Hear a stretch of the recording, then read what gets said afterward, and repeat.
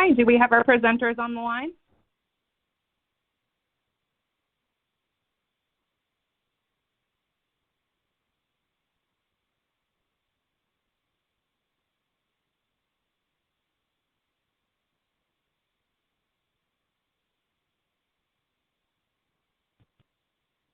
Hello, we're just testing out the system. Can anyone hear me? We're having a little bit of technical difficulty. Hi. Okay. This is TJ. I just dialed back in and I can hear you now. Great. Thanks, all. Sorry for that good. momentary delay. Can anyone hear me? Hi. Ethan, you can go ahead and get started. Sounds great. I apologize to everyone for the little bit of delay, but as we've all been doing during this COVID period, I think no conference call or presentation is complete without some technical difficulties. So thank you everyone for their patience, and thank you very much for joining us for our panel today. Our panel is Hidden Jobs on Capitol Hill. We are very pleased to have this panelist, so we wish that it was in person, but we hope to have it in the future to have it back in person. But thankfully, as we were discussing before this panel beginning, is that the great thing about having virtual is that we can have great outreach. We're going to start off with having some panel discussions from the three of us. Our panelist is going to start off with Ted DeBias. He worked 10 years at the United States Capitol Police and was the acting general counsel for the past year, but he just informed us the wonderful news that he's been promoted and there is no acting in front of his title anymore. He is the general counsel for the United States Capitol Police. He worked as an AUSA, an assistant United States assistant, for the District of Columbia for 12 years. He prosecuted homicide. He also wrote a book called The No Body Homicide Cases, a practical guide to investigating, prosecuting, and winning cases when the victim is missing. Very interesting. The next speaker will be TJ Mcgrath, and she worked at the Congressional Budget Office for 10 years, with the last 3 years as the General Counsel, and she's currently the General Counsel for the Medicare Payment Advisory Commission. The last panelist will be me. I am currently, and I have been for the last 13 years, as the counsel to the Inspector General for the Smithsonian Institution, and before that, I was a federal prosecutor working for the Department of Justice, prosecuting environmental crimes. So with that, we're going to go through our panel discussions of how we got our jobs, what our background is, what our typical day looks like, and to teach you a little bit about what we do for a living. And after we finish speaking, we'll open it up for questions. So with that, Chad, would you want to begin?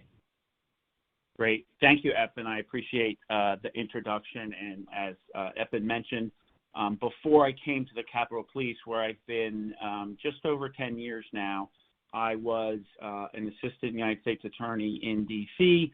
for approximately 12 years, and then in between my time at the U.S. Attorney's Office and my time at the Capitol Police, I was at a law firm for about 2.5 years, and then I started my career also at a law firm. So I did a stint in a big law firm for about 3.5 years, and then a much smaller law firm for about 2.5 years. But I decided I liked working for Uncle Sam better. So I ended up at the Capitol Police, where I've been, as I said, just over 10 years. So what I wanted to do is kind of talk about what type of police force the Capitol Police is, because it's a very different type of police force. It's a legislative branch police force, not an executive branch. And I used to say we were the only legislative branch police force in the federal government, but then someone reminded me that the GPO, the General, Publishing Office, actually has its own small police force, so we're not even that unique anymore. But we are unique in many ways, and we report to a board, which is the Capitol Police Board, and it consists of the House Sergeant-at-Arms, the Senate Sergeant-at-Arms, and the Architect of the Capitol. My numbers are a little old because we actually have about 2,400 employees, approximately 2,000 sworn officers, which is what we call our police officers sworn, and about 400 civilians. We have about a $450 million budget.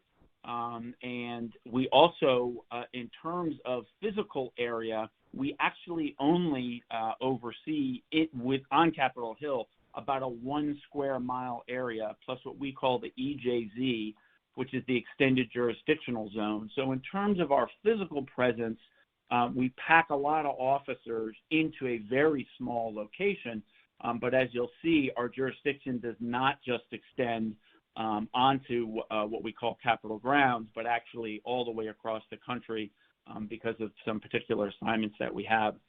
So the main function, of course, is to protect the 535 members of Congress, including the number 2, which is the Speaker, and number 3, the President pro temp, in the line to succeed the President. And there are certain members of Congress, about 8 to 10, that we do 24/7 protection on, very similar to what the Secret Service does for the President, the Vice President, and certain members of the Cabinet and others. We do for the top leadership in the department, both House and Senate, both majority and minority party. We have about 25,000 employees that come up to work on the grounds every day. And then on top of that, of course, millions and millions of visitors who come up here.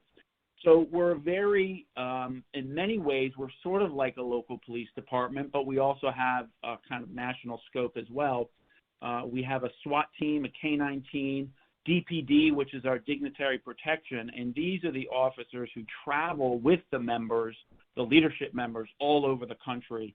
And so if they're with the Speaker, they're out in California, and we have to have 3 shifts of officers to do that coverage. So that's actually a very large division. We have a bomb squad. We have a hazardous material squad. Many of our officers, you've probably seen if you've been up on the Hill, are manning checkpoints with barricades. We also have a pretty robust investigations division that both investigates threats against members, does a lot of open source looking at so that we're prepared when we have demonstrations and things like that. They're also manning the doors. They're screening 3 million visitors per year. And then we have a patrol division that is the folks who are going around in motorcycles and cars and patrolling both the Capitol grounds and the extended jurisdictional zone.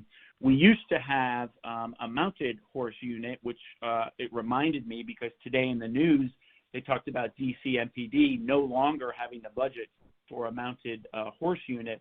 And I've always liked the statute 2 USC that did away with our Capitol Police horse unit because it's like the simplest statute ever written. It literally says, the United States Capitol Police may not operate a mounted horse unit during fiscal year 2006, 2006, or any succeeding fiscal year, period. So that's pretty clear that we no longer have a mounted horse unit. We actually gave the horses to the Park Police, who still have that. So some of the incidents that we faced over the years, there have been 3 bombings in the Capitol, 1915, 1971, and 1983. There was a shooting in the House chamber in 1957 by Puerto Rican. They were seeking to have an independent Puerto Rico. And then one of the most well-known incidents of the last few years is, of course, the shooting and death of 2 of our USCP officers in 1998. We also had targeted the U.S. Capitol on 9/11. There's a lot of speculation that the plane that crashed in Pennsylvania was actually headed for the Capitol. And immediately after that, we had an anthrax attack and ricin attack, which was the powder that was being sent to members. And we've had that a couple times over the years. And then my favorite, because I was here for this, was when a gyrocopter landed on Capitol grounds, getting through a lot of defenses and a lot of radar along the way. So we're a full police force, yet we're different in so many ways. Our most common arrest is for demonstrations. And then after that, I would say probably DUI and DWI. Then thefts, frauds. We have 2 credit unions on the Hill, so we get a lot of fraud cases there.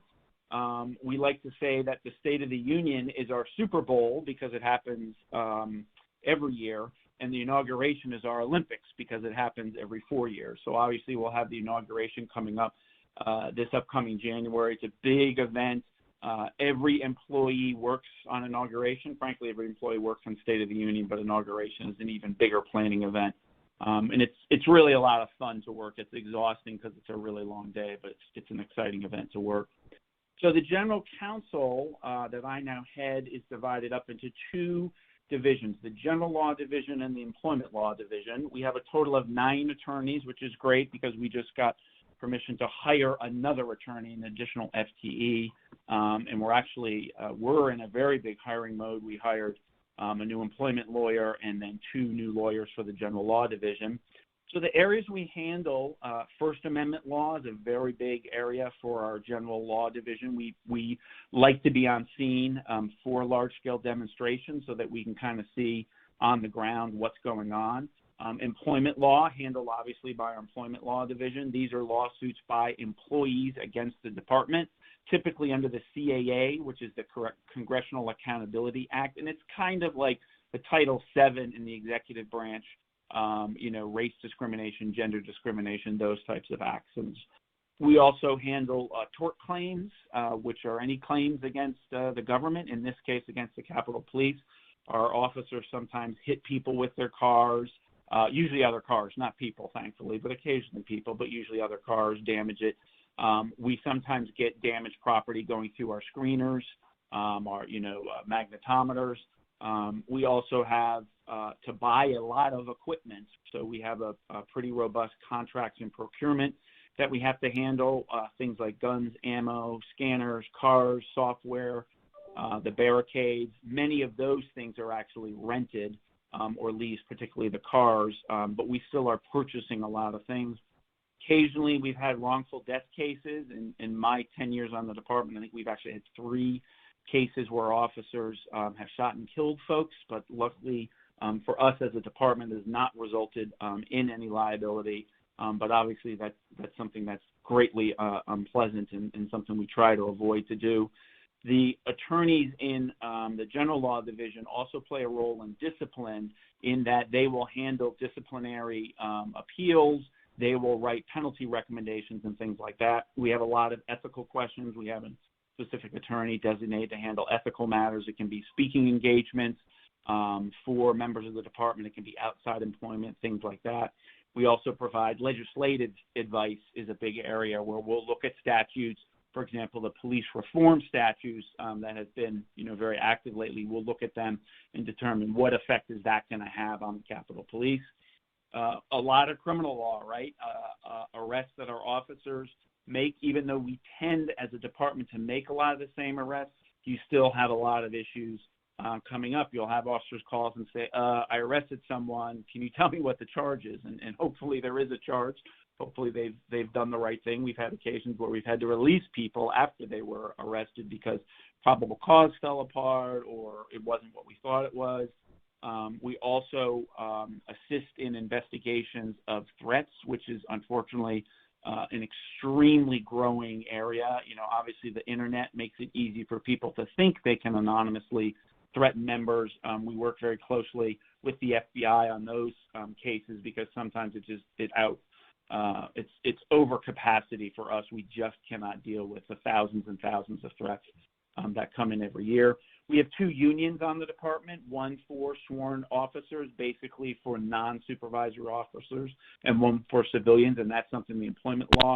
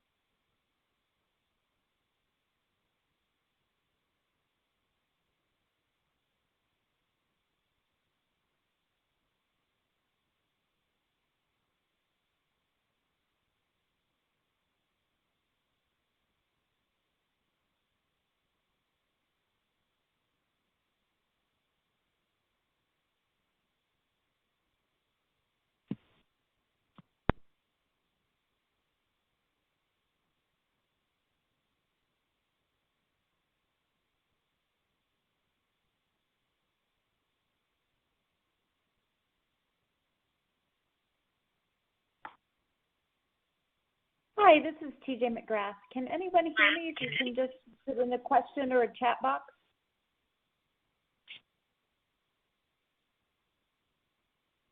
Yep, you're on the line, TJ. It sounds like we've just lost the other presenters. No, I'm back. Ethan's back. Can you hear me now? This is Ethan. And wasn't sure who else we still have on the call. We can hear you. We've just lost Tad. So Ethan or TJ, if you want to go ahead and give your portion of the presentation. Sure, sounds good. Tad, do you want to go next? I'm sorry, TJ, do you want to go next? Sure. Okay. Hi, so good Thank afternoon. you so much. I hope the audience can hear us. Certainly. I'm TJ Mcgrath, and I'll give you just a little bit of background of how I came to be in my current position. So out of law school, I actually joined the active duty Air Force JAG Corps, which I stayed in for 12 years. And the good thing about the JAG Corps, which you'll see how it dovetails in later, is they rotate you through a whole bunch of different positions. So I learned a whole bunch of different types of law. I did a little bit of environmental law, a little bit of contract law, some criminal prosecutions. I advised commanders. I did a lot of admin law and general law, civil law. But they exposed me to a wide variety. So when I decided to jump ship from active duty and go reserve, I started with the executive branch at an agency called TRICARE Management Activity, which was a military healthcare system. They're now known as the Defense Health Agency. And there I learned a lot about our healthcare laws. But I also did their legislative process. And whenever Congress passed a medical law that impacted the military treatment facilities, I was responsible for implementing that or writing the CFRs that would implement that. So the jump from active duty to civil service was huge. But I can say that when I then jumped from the executive branch to the legislative branch to the Congressional Budget Office, that was even much larger chasm to land on the other side. So what Congressional Budget Office was looking for at the time they hired me was breadth of experience. So if you're looking for a position like that, they want somebody who can do a little bit of everything rather than specialize. So the Capitol Police, with their now going to be 10 attorneys, CBO at the time had 2 attorneys when I was there. There was the general counsel and there was me. I was hired as the deputy general counsel, which meant we did everything. We covered the personnel law, we covered the ethics, we covered the contracts, but we also covered mission support. CBO was unusual in that the scorekeeping rules that they do are statutory, so they're legal.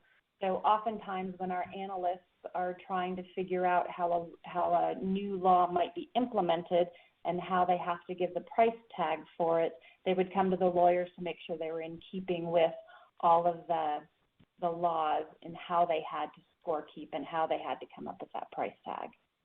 So it's very interesting because you deal with all parts of the federal budget, whether it's Indian Reservation Trust funds or deep sea drilling or emergency supplemental funds and subsidies for COVID or healthcare reform. I mean, everything that agency works on, it touches the entire federal budget. If you're interested in doing different things and being very, very broad but not very deep, then an agency like CBO is a place for you to go. From CBO, I jumped over to MedPAC, which is even smaller. So they only have like 38 people, and they only have 1 attorney, and it is me. So while I'm the general counsel there, I do, again, everything. I give advice on all the different pieces and parts. Now, what agencies, small agencies like CBO and MedPAC also offer, which is unusual, I think, for in-house counsel, is we can contract out to outside counsel if and when we might need that type of support, or if and when our load is just too big for the people that we have. So it's very interesting as a lawyer to be supervising other lawyers that are outside your agency. It's one thing to supervise internally lawyers, but to bring them on from outside, it's different. So how I found out about these jobs, a lot on the Hill is word of mouth. So the Federal Bar Association has a Capitol Hill chapter that we often send around the different job openings that are coming up. Mostly we all post on USA Jobs, but if you know about it ahead of time and can gear up to be able to apply, that's a great way to hear about jobs. And also what we look for, oftentimes having some knowledge of congressional processes can be very, very helpful prior to coming on a small congressional agency like that, because it's a huge lift to bring on a new attorney and not just be teaching them your mission and everything else, but also be teaching you the unusual authorities that Congress has and the way that they do business. So anybody who understands that already when they come in, it's very, very helpful. CBO in particular also looks for other backgrounds that would assist you in helping the analyst. So an economic background or a budgeting process background would be helpful.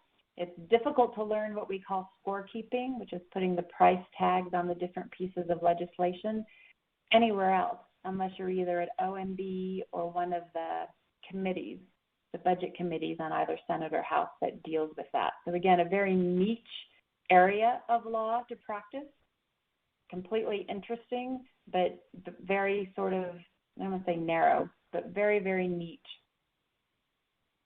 So it's a great job, and it's the agency when I started had never been heard of. All my friends when I went over were like, oh, you're going to go work for OMB? Oh, you're going to go work for, they hadn't quite heard of CBO yet unless you're a West Wing fanatic, in which case CBO got blamed for everything on the West Wing, if anybody recalls that show.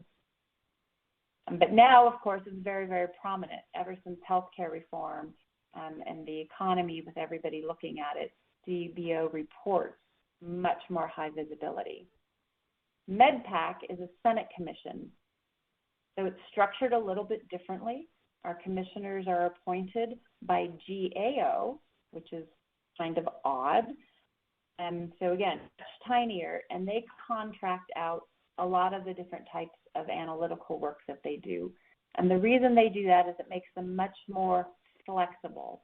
So instead of having to hire up and get everybody ramped up in a very particular area of what they might need, actuarial advice, or they might need some other sort of pharmaceutical pricing advice, or patent advice on pharmaceuticals that are now going generic, they can easily just ramp up and hire the best experts in the field to come on board and help them with the analytical work.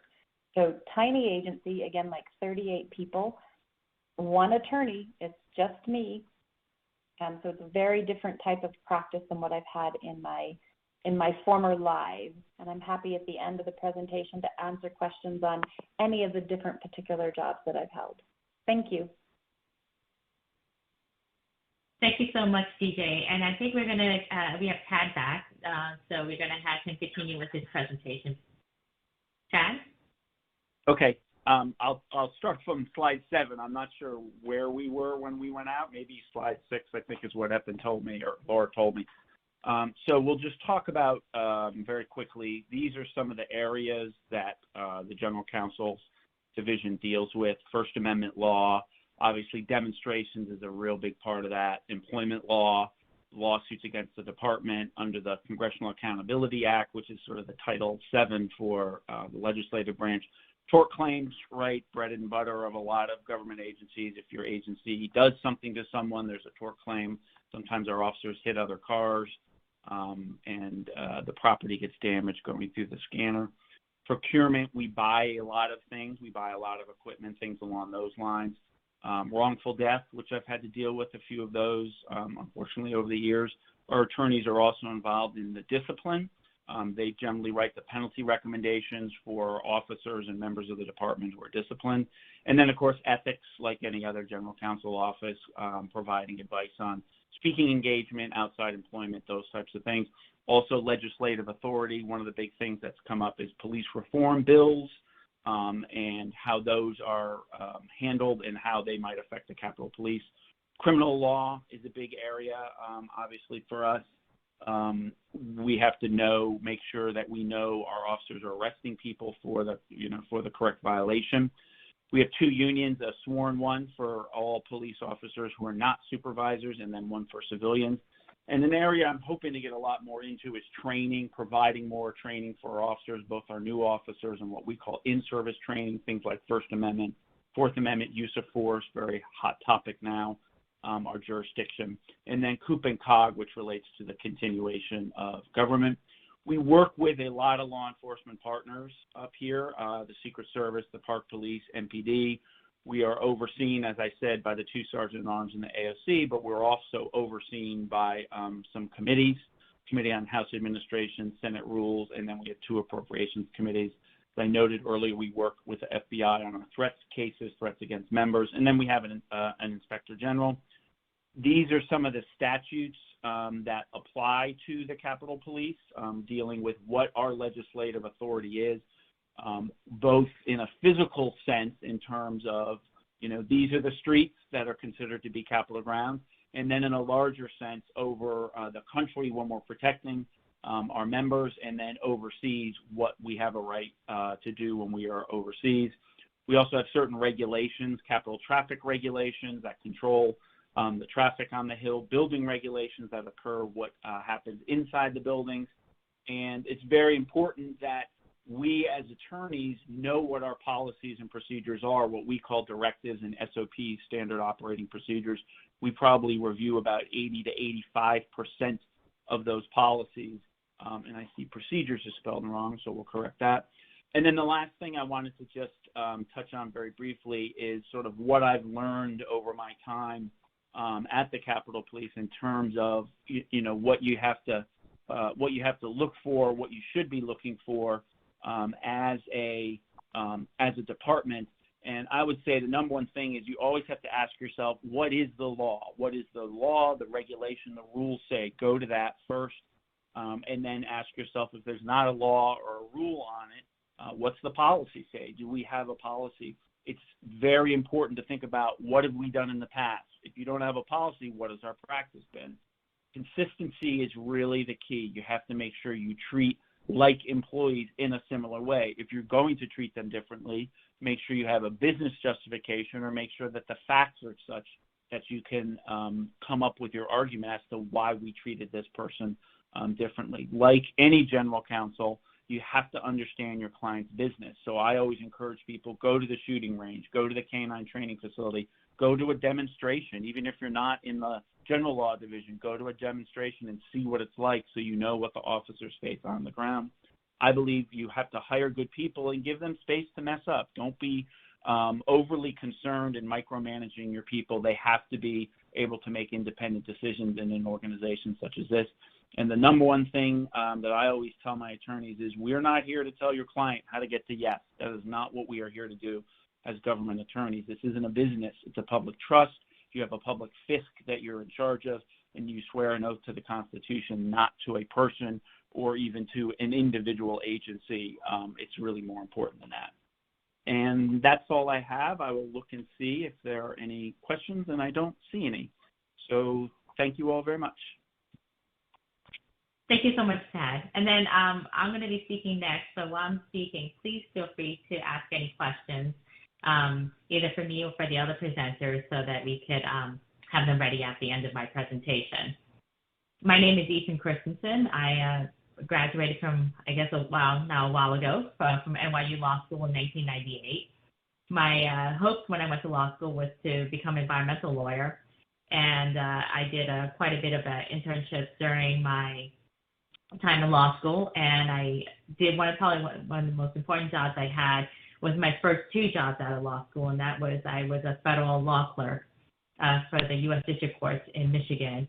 I did it. I liked it so much I did it twice, and it was one of the most invaluable experiences I ever had, and I highly recommend, if you have not thought about it, please consider federal clerkship. From my federal clerkship, I became a federal prosecutor. I joined the Department of Justice under its honors program, and I loved my job. I prosecuted environmental crimes throughout the country, normally against oil companies that killed and maimed its workers. I then left the Department of Justice after I had my first child, adopted my first child, primarily because my job at that time was not conducive to the ability to take care of a child. While I loved my time at the Department of Justice, I was working 80 hours a week, and I was on the road about a third to half my time. And when I adopted my first child, I was in the middle of an 8-month trial in New Jersey with 23 counts, and I believe one of them was a conspiracy with about maybe 80 overt acts. So quite an extensive amount of time that was time-consuming but highly rewarding. And then from there, I joined the Smithsonian about 13 years ago. I must admit that before I joined the Smithsonian, I had no idea what an Office of Inspector General was. But during my interview, they very much liked my previous work as a federal prosecutor. And as I'll talk about later, why that's very important to have content base that you might not know very much about an institution, but when you have the skill sets that they're looking for, the critical thinking, that help you jump from certain jobs and areas and institutions that you wouldn't think of otherwise. So if I were to talk about the first part of it, I think some people, many people on this call, if you haven't already, know about the Smithsonian. Smithsonian is the world's largest museum, education, and research complex. We have 19 museums and 1 zoo. And that zoo is getting quite a bit of attention, especially in the Washington, D.C. area right now because of a baby panda that was born over the weekend. It's quite very much exciting during this time of COVID, where there's been a lot of negative news, to have this fantastic news, especially since the chances of that panda giving birth was less than 1% given her age of 22. So that's very exciting, but most people know the Smithsonian, thinking of just the museums, they probably think of air and space, American history and natural history, and our facilities on the mall. But actually, we also have facilities in New York City, Massachusetts, Florida, Arizona, Hawaii, Maryland, Virginia, Panama, and we probably have fellows and employees in every continent right now. So not right now because of COVID, but generally we have one in every continent. We have about 6,000 employees, and we actually have more volunteers than we have employees. We have about 6,500 volunteers. The Smithsonian varies from science and research, like we have the Smithsonian Astrophysical Observatory in Harvard. We have the Smithsonian Tropical Research Institute in Panama. But we also have the arts as the National Portrait Gallery, many of our art-based museums. And we also do quite a bit of education, which right now is huge in light of the fact that we've had so many students that have and will continue to be virtual learning. And Smithsonian is trying to figure out ways how to help both the families and educators how to navigate this time, and so that students can learn in a new way. And, for museums right now, everything's going to be a new normal. Even if we return back, there's going to be different ways of how they're going to, we're not going to have our visitors touch things, how to use physical space. Unlike a lot of places, the Smithsonian's very nature is to invite people to learn and to come from all over the world to our institution. So that is going to be quite a bit of a challenge in the past and will continue to be in the future. But Smithsonian has an incredible mission. Our mission is to increase the diffusion of knowledge, which is about, especially for someone like me, where I like to consider myself a nerd, this is just really something wonderful because we're all about learning all various topics across the spectrum. So that's the Smithsonian. The Office of the Inspector General, like I said, until I really started working at the Smithsonian OIG, I really had no idea what an OIG was. It's a very unique federal entity that most people, unless you know about it, really understand it. But there are 73 offices of the Inspector General. Most of them are in the executive branch, but it could be as diverse as, obviously, the Smithsonian, but Amtrak, Corporation of Public Broadcasting, Legal Services Corporation, Library of Congress, National Science Foundation, Peace Corps, just very across the board. But for you legally to consider is the fact that each of the Inspector General Act, which creates the Office of the Inspector General, mandates that each OIG has a counsel. So you're talking about at least 73 legal offices out there. They could be as small as my office, which is I'm the sole attorney, but there could be some as quite large. The Postal Service has a large legal office within the OIG. That's separate from the general counsel. So you're thinking about the fact that you have a collection of essentially 73 legal opportunities to work for the federal government. The OIGs are, like I said, a unique federal entity where some people consider us internal affairs, watchdogs. We exist within the agency, but we're independent. We have what we like to consider three stakeholders. One is we report to either the board or, some management aspect of it. We don't report to them in that they tell us what to do, but we provide them information on what we're doing. But we also are accountable to the public.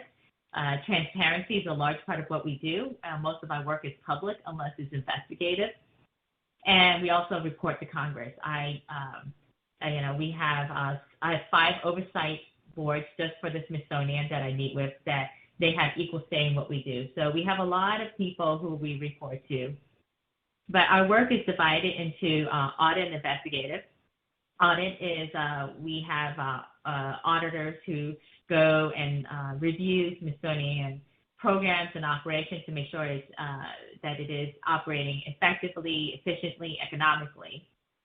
And then we also do investigative work in which we investigate Smithsonian employees or other aspects of it, affiliates, anyone who touches on contractors, if they are violating not just Smithsonian policy, but also law. So we investigate them on the, so I have in my office, obviously the large part of my office is auditors, but I also have 4 federal agents. They're law enforcement agents. They carry guns, and they do investigations. My job is very diverse. I look at every single outgoing document that, so any audit investigative, I review it for legal sufficiency and otherwise. I am the person who responds to all FOIA-like requests. Smithsonian is not subject to FOIA, but we have a FOIA-like policy. I respond to all of that for OIG. I'm the media contact. If media has any questions about our work, I talk to reporters, bloggers, whatnot. I handle the public relations for OIG. I'm also the congressional contact. I meet with Senate Rules Committee, Committee and House Administration at least monthly and report to them on our work that we do. I answer any questions in between. If my Inspector General is called for hearings, I help prep her testimony. I also do what we call murder boards, in which I help facilitate what kind of questions she should be anticipating. I also help prepare the answers after the hearing. So anything from answering the beginning questions to the end for congressional hearings, I help my Inspector General handle. I also help attend board meetings. We report to the Board of Regents for the Smithsonian, which has anywhere as diverse as the Chief Justice, the Vice President, 3 senators, 3 representatives, and a lot of civilian regents who are very influential in their careers, including Deb Rubenstein. And so my job, it could be, one of the memorable briefings I've ever had was trying to give a legal sufficiency briefing to the Chief Justice, which is, there's some days on the job where you think back fondly and say, I cannot believe I actually just gave a briefing to the Chief Justice. So it is an incredible job. It's one that I didn't know existed when I first thought about my legal career. I thought I was going to be a environmental lawyer to the end, but that talks about where you should consider is the fact that your job is, where your first job is may not be where you end up. And along the way, certain doors open and it opens your eyes to different opportunities that exist. And through the relationships you build is where you're going to learn about these different opportunities. And sometimes you end up in a space where you never envisioned existed, but it's perfect for you. So that is the gist of my job. And I was going to see if there is any questions out there for either Tad, TJ, or myself. I don't see any. Laura, do you see any questions? Yeah, so it looks like there were some questions that were answered over text, but I will give the other presenters an opportunity to answer these as well. One question was, what advice would you have for students who are seeking jobs on or around the Hill while living outside of the DC area? So Ethan or Tad, if you want to take a stab at that. I'll let you Ethan mean go like they because didn't I want think to I have? answered online. Go ahead. Okay. So you have students who are looking for jobs right now, but they're currently living out of the DC area. The thing is that a lot of the legal jobs, even, not for the Smithsonian, but especially in the Inspector General community, is the fact that we do have branch offices elsewhere. And so a part of it is the fact that you could either you want to consider a job in one of our branch offices, or right now it's hard because it's the networking and I think we were just talking about the difficulty that students have right now in building that relationship. But sometimes it's taking a phone call. I have some from NYU. I have lots of students who are living in New York who are looking for jobs in Capitol Hill. And they've asked to set up virtual phone calls and, pick my brain. Any one of us, you'll find that many attorneys are willing to be able to pick up the phone call. And so just maybe go through your alumni network. See if people are working in fields that you're interested in. I get cold calls all the time for NYU law students to say, hey, I see you working in this area. If you know somebody, and each one of us are willing to help out. So I would take advantage of the Federal Bar Association connections, law school connections, any of those kind of aspects to have, to try to see if you can make those connections. This is TJ Mcgrath. I just wanted to add to that. I wouldn't worry about the COVID. So all of our agencies have gone to maximum telework, and we have brought on at CBO, they've brought on 5 people since going to COVID in March and going to max telework. They've done it all virtually, and it's worked fine. I'm currently on active duty orders with the military, and within my section, I've brought on 2 people, civilian hires, during COVID, and they have come online no problem. So we have not stopped. It may have slowed a little bit, especially at the beginning until we got our act together and our feet on the ground with the new maximum telework policies that are in place. But it has not really stopped hiring, at least for the agencies I work for.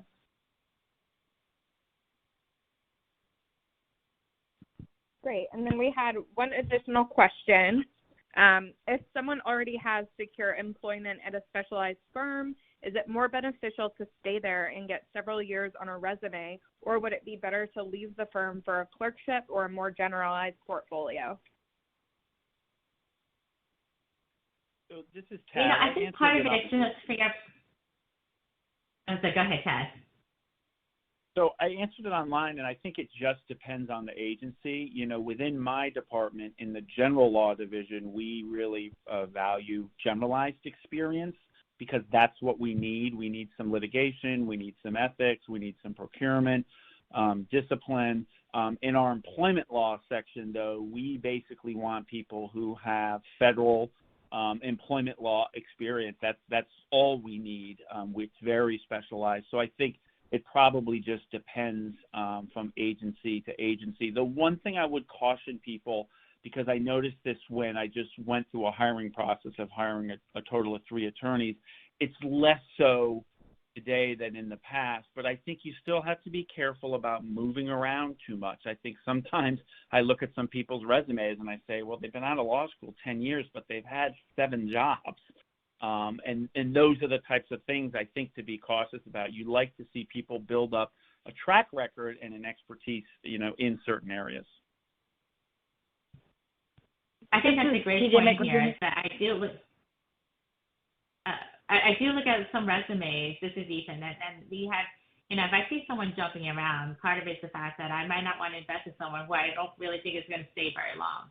I don't expect people to stay around forever, but if you're just going to stay around for a year or 2, then the time investment that I put in training you is just, I worry about the fact that I won't get my return on investment there. But having said that, I think part of it depends on what kind of experience, not just when I joined the Department of Justice for environmental, they weren't so concerned what I knew about environmental law. They were trying to figure out what I knew, how do I think critically? Can I write well? These are general things that goes across the board because they can always teach someone the elements of a crime and the concepts that they know. But it's hard for me to teach someone how to write well, how to think critically. So part of it is just figure out, instead of like what these pockets are of like what can you learn from these various jobs, that you could apply for the next step and saying, I might not know these elements of these crimes, but I know how to do X, Y, Z. Here's how I could think critically. So that's, I think, something to think about, and how when you go, what can you add to your resume that will help you with more general specialties. TJ, I'm sorry, I interrupted you. Oh, no worries. A lot of what I was going to say dovetails nicely with both of you. There's pros and cons to both sides of that question. But yes, if you look at a resume where they've moved around too much, if they can't hold on to a job for more than 6 to 9 months, maybe even a year if it's constant churn, and you're beginning to see a pattern of somebody who maybe doesn't fit well and isn't going to stay around. And when you bring a new attorney on in particular, it's a heavy lift to get them up and running. So you invest in them and you want them to stay around longer. So I do look at that at resumes. If it happens on occasion and they've got like a 3-year or 5-year job and then a 1-year job and a 3-year job, I might say that wasn't a good fit, or it was a clerkship or something that has an explanation for why it was in 1 year, or they can answer that question in the resume. Well, I had to move because my spouse's job did X, Y, and Z, or to take care of my parents X, Y, and Z, so that you can explain that. And then it depends on what sort of job you're going for, whether you want to make sure you get that generalized experience as opposed to having a depth subject matter expert. We oftentimes, a lot of agencies look for subject matter experts. They need a skill and expertise. They want somebody really good at it. And if you're passionate about that and you bring that to the table, that's going to be a perfect fit. If that's not something you're actually interested in doing and you don't do it well because you're bored with it and you want to be a generalist, and you might think about that when you're thinking about these decisions that you're making. So pros and cons, but just be careful about the pattern that you set on your resume when you're looking for other jobs. Right, and then and we have one more question. I was just going to say, one thing that I want people to consider is the fact that I've always wanted to be a public interest lawyer, but one of the things that I find difficult is the fact that when you join either the government or an NGO, is the fact that they don't have time to train you as well. Because, you know, lots of times when you join the Department of Justice, you're going to be thrown in with a deposition on the people who are partners who have been lawyers for years upon you. So that's why it's important to make sure that, you know, it's during your 1L, 2L summers, afterwards, you know, your clerkship, that you're building on skill sets so that when you go to the government or when you go to these NGOs, that you already have some training there, because they just don't have an opportunity to take on a first-year associate like a law firm have. And again, from TJ, you can get some expansion and some breadth at the same location. So if you're in an office where there is employment law and contract law and ethics and this, if you have the time, you can volunteer to start learning the ethics and maybe give the ethics training, because we're always looking for extra people to assist when we have to do live training to get those trainings developed and delivered. If you can pick up other stuff, you're developing that expertise and you're developing a general practice while staying at the same agency. So then you've got continuity on your resume as well as some breadth there. All right, great. Well, that looks like all of the questions that we have. I'd like to thank our panelists for joining us today, and to all of our attendees. Our next event will be on Thursday, September 10th at 4 p.m. as part of the Federal Bar Association's annual meeting, where we will have a roundtable focusing on career planning during the COVID crisis. Thank you, everyone. Thank you very much.